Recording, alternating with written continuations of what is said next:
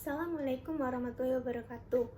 Salam sehat dan luar biasa untuk kita semua. Perkenalkan, saya Farotun Umah dengan NIM H05211047 dari Prodi Peternakan, Fakultas Pertanian, Universitas 11 Maret. Di sini saya akan menyampaikan bagaimana praktik bahasa Indonesia yang baik dan benar. Sebelumnya, izinkan saya menyampaikan sepatah dua patah kata untuk mengawali pembahasan kali ini. Bagaimanapun bermimpi adalah bentuk perencanaan, Gloria Steinem. Bahasa merupakan media untuk menyampaikan pesan atau informasi dari individu satu ke individu lainnya. Indonesia memiliki bahasa persatuan, yaitu bahasa Indonesia. Bahasa persatuan ini lahir sejak diikrarnya Sumpah Pemuda. Namun, semakin berkembangnya zaman penggunaan bahasa Indonesia mulai bergeser, digantikan dengan penggunaan bahasa Indonesia yang tidak sesuai kaidah atau yang bisa disebut dengan bahasa gaul.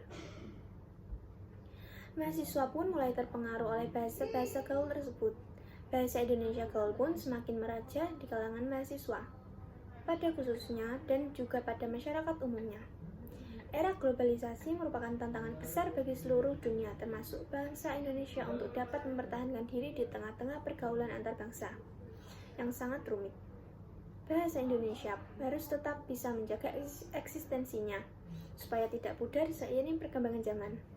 Ada 4 macam keterampilan berbahasa yang harus dikuasai oleh siswa, yaitu 1.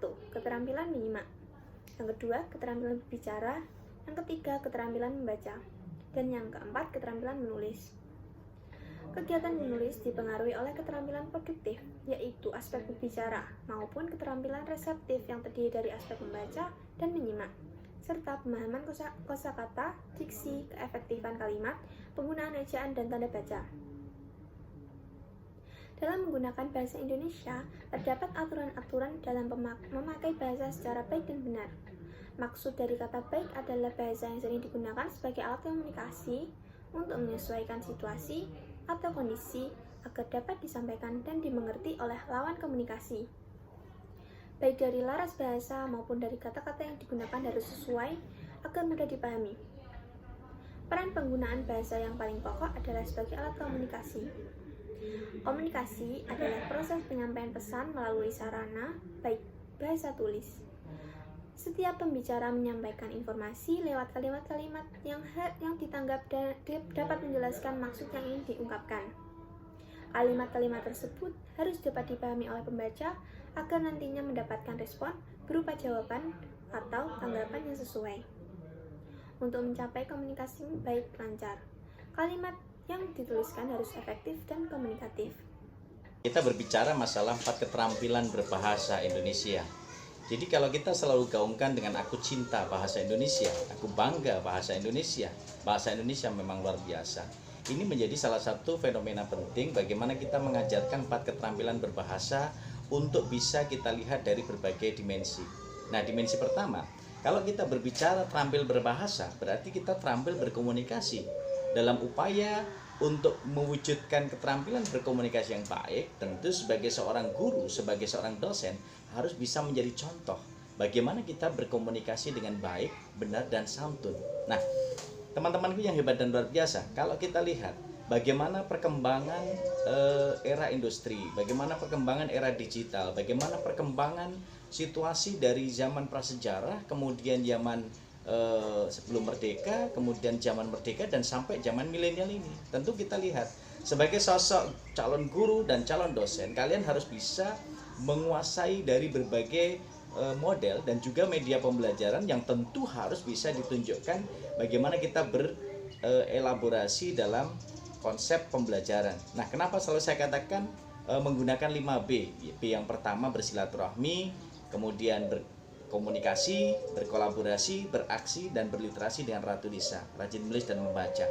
Mengapa itu harus dilakukan? Begini, sebagai calon guru dan dosen abad 21, kalian tentu harus bisa melihat beberapa fenomena bahwa tingkat kemauan dan kesungguhan belajar anak-anak di era industri 4.0, di era digital ini berbeda dengan era zaman dulu yang mungkin dengan konvensional, era kolonial. Tapi di era milenial semua ada, di Android ada, kemudian di website ada, di perpusnas.go.id ada, di digital.id ada, di kemendikbud.go.id ada. Tapi kita lihat aja contohnya. Sekarang ini diminta untuk pembelajaran daring dengan online.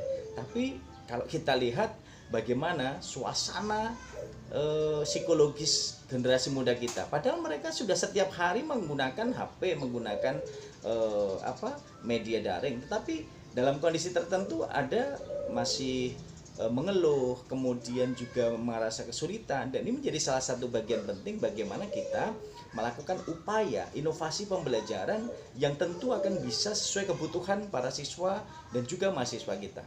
Pertama begini, kalau tadi saya katakan membelajarkan keterampilan berbahasa, kita punya 4 keterampilan berbahasa dalam konteks yang harus diketahui. Salah satunya kalau kita lihat sekarang ini ada pemanfaatan dalam proses keterampilan menyimak.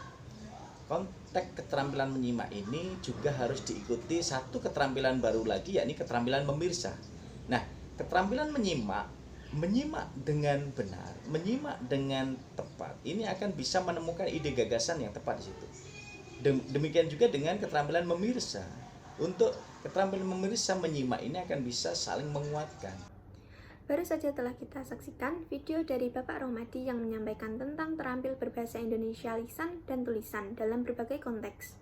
Terampil dalam berbahasa baik lisan maupun tulisan berarti mampu mengkomunikasikan bahasa dengan baik dan benar pada berbagai konteks sehingga lawan bicara atau pendengar mampu memahami dengan baik. Kita menganggap bahwa bahasa yang baik adalah bahasa yang benar atau sebaliknya. Bahasa yang benar adalah bahasa yang baik atau juga bisa termasuk ke dalam golongan orang yang terbiasa dengan istilah bahasa Indonesia. Yang baik dan benar, namun sebenarnya kita tidak tahu konsep bahasa Indonesia yang baik itu seperti apa dan konsep bahasa Indonesia yang benar itu seperti apa. Dan bahasa Indonesia yang baik itu berbeda konsepnya dengan bahasa Indonesia yang benar, sehingga bahasa Indonesia yang baik belum tentu benar dan sebaliknya. Seandainya ada orang yang berkata tolong gunakan bahasa Indonesia yang baik dan benar, sebaiknya orang itu harusnya paham bahwa satuan bahasa tersebut merupakan kolaborasi dari 2 konsep bahasa yang digunakan agar apa yang hendak dikomunikasikan dapat dipahami dengan baik dan benar. Jadi dibutuhkan keterampilan untuk mengkolaborasi konsep yang baik dan konsep yang benar agar jalannya komunikasi dapat berjalan dengan lancar.